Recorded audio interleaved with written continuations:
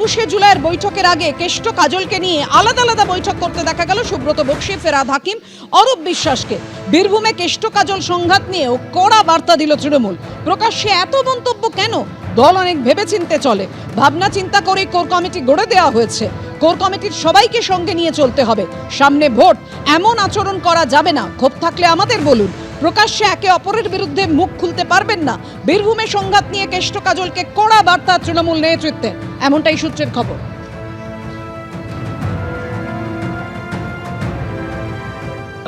আমি এখানে আসার আগে আমাকে দলের সভাপতি জানিয়েছেন, বীরভূম জেলার মধ্যে যে বিরোধের কথা আমাদের মধ্যে প্রচারিত হয়, কোথাও কোথাও দুটি নামকে কেন্দ্র করে আজকে তাদের সঙ্গে একটি যৌথ বৈঠকের মাধ্যমে সমস্ত কিছু সুন্দরভাবে মিলে গেছে। বীরভূম থেকে আমাদের রেকর্ড সংখ্যক মানুষ এইবার যৌথভাবে এই সমাবেশে যোগ দিতে আসছে। ২১শে জুলাইয়ে শুধুমাত্র মমতা বন্দ্যোপাধ্যায়ের ছবি ব্যবহার করা হবে, সেখানে অভিষেক বন্দ্যোপাধ্যায়ের ছবি থাকবে না। কারণ অভিষেক বন্দ্যোপাধ্যায় কোনোভাবেই ছিলেন না ২১শে জুলাইয়ে, একথা জানিয়েছেন ফেরাদ হাকিম। ফেরাদ হাকিম বলছেন যে অভিষেক বন্দ্যোপাধ্যায় নিজেই এই কথা বলছেন যে ২১শে জুলাই মমতা বন্দ্যোপাধ্যায়ের ছবি থাকবে, অভিষেক বন্দ্যোপাধ্যায়ের ছবি থাকবে না, এমনটাই দাবি করেছেন ফেরাদ হাকিম।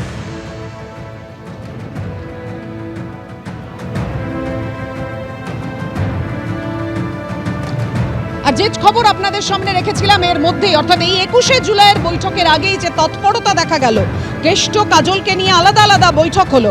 বীরভূমে কেষ্ট কাজল সংঘাত নিয়েও তৃণমূলের তরফ থেকে কড়া বার্তা দেওয়া হয়েছে, এমনটাই খবর পাওয়া যাচ্ছে।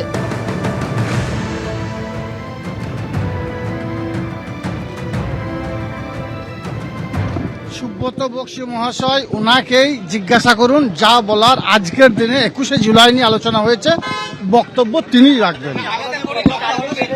সব বিষয়ে বক্তব্য উনি আপনার দিয়ে দেবেন।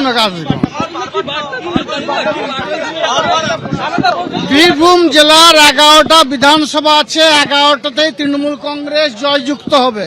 মমতা বন্দ্যোপাধ্যায়, অভিষেক বন্দ্যোপাধ্যায়, মমতা প্রার্থীরাই জয়যুক্ত হবে। তৃণমূল সাংসদ শতাব্দী রায় কি বলেছেন দেখুন এবার।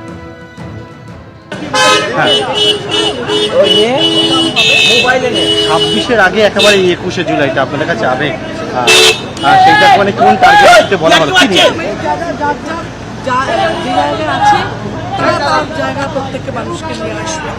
আজকে দেখলাম যে একেবারে ফিরহাদ হাকিম, তিনি অনুব্রত মণ্ডল এবং কাজল শেখকে নিয়ে বৈঠক করলো, সেখানে কি বার্তা মানে কোর কমিটিকে নিয়ে? সবাই একসাথে চলবে। অনুব্রত মণ্ডল, কাজল শেখকে নিয়ে আলাদা আলাদা বৈঠক তৃণমূল নেতৃত্বের। অনুব্রত মণ্ডল, কাজল শেখকে যে কথা বলা হয়েছে যে কোর কমিটির বাইরে কোনো কথা বলা যাবে না, কোনো রকম কোনো মন্তব্য করা যাবে না, ভেবেচিন্তে মন্তব্য করতে হবে, একেবারে কড়া বার্তা দেওয়া হয়েছে তৃণমূলের তরফে। যেমনটা জানা যাচ্ছে, কোর কমিটির সবাইকে সঙ্গে নিয়ে চলতে হবে। ২১শে জুলাই লোকজন আনার জন্য যেমন করে সংগঠিত হয়, এবার আরো ঐক্যবদ্ধ হয়ে সংগঠিত হয়ে আসবে। অনুব্রত মণ্ডল, কাজল শেখ নিয়ে যে সমস্যা, সেই সমস্যা মিটলো? কোনো সমস্যাই নেই, মিটে গেছে। হ্যাঁ, একসাথে অনুব্রত মণ্ডল আর কাজল শেখ কাজ করবে? সমস্যাই নেই। আর যদি কিছু বলতে হয় এই সম্পর্কে কিছু জানতে হয় সুব্রত বক্সীর সঙ্গে।